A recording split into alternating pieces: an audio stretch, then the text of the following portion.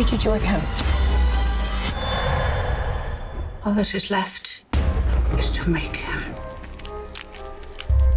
여러분은 피터팬 증후군을 알고 계신가요? 피터팬 증후군이란 어른이 되었음에도 정신 연령은 어린 시절에서 벗어나지 못하는 사람들을 이야기하는데요. 어린 시절에서 벗어나지 못하는 문제가 있기도 하지만 어느 정도 동심을 가지고 있는 것은 순수한 마음으로 세상을 지켜볼 수 있죠. 오늘은 어른아이를 위한 동화작품 3편에 대해서 소개해드리겠습니다. I'm called Gretel, and this rough one here is my brother Hansel. 첫 번째 작품은 그레텔과 헨젤입니다. 옛날 어느 먼 옛날, 그레텔과 헨젤은 먹을 것과 일감을 찾기 위해 집을 떠나지만 길을 잃게 됩니다. 남매는 허기짐에 먹을 것이 풍성하게 차려진 한 오두막에 이끌려 집에 들어가게 되는데요. 그리고 그곳에서 집주인 홀다를 만나게 됩니다. 집주인의 배려로 두 남매는 풍족한 음식과 따뜻한 잠자리를 제공받으며 자매는 이곳에서 편안함을 느끼게 됩니다. 하지만 점점 상황이 이상해져 간다고 생각하는데요. 남매는 매일 밤 반복되는 악몽을 꾸기도 하고 벽 너머에는 의문의 문고리를 발견하기도 합니다. 그리고 숲속에서 매끼 차려지는 성대한 식사에도 의문을 품기 시작하는데요. 과연 이 오두막의 정체는 무엇이고 남매의 운명은 어떻게 될까요?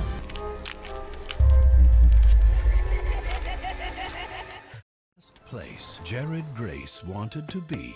I know this house isn't perfect.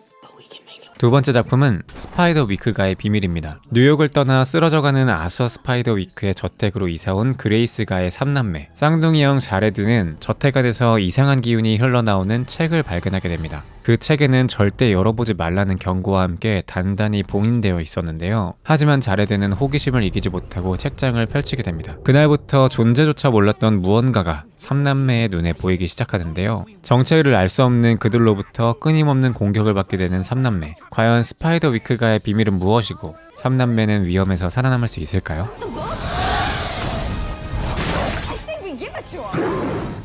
I've been thinking to make with my hands by myself a wooden puppet. 세 번째 작품은 피노키오입니다. 혼자 사는 가난한 노인 제페토는 어느 날 발견한 살아 움직이는 통나무를 이용하여 목각 인형을 만들게 됩니다. 그는 그와 함께 여행하기 위해 이 목각 인형을 만들었고 그 이름을 피노키오라고 짓습니다. 제페토는 피노키오를 학교에 보내기 위해 추위에도 불구하고 외투와 약복을 팔아 글자책을 구입합니다. 하지만 호기심이 많은 피노키오는 학교에 가지 않고 책을 팔아버린 뒤 그 돈으로 인형 공연을 보러 가죠. 그곳에서 인형술사 맹지오프코에게 잡혀버린 피노키오는 땔감이 되어버릴 처지에 놓이게 되는데요. 우여곡절 끝에 그에게서 탈출한 피노키오 앞에는 또 다른 위협이 다가오기 시작하는데요. 피노키오는 과연 자신의 아버지 제페토에게 다시 돌아갈 수 있을까요?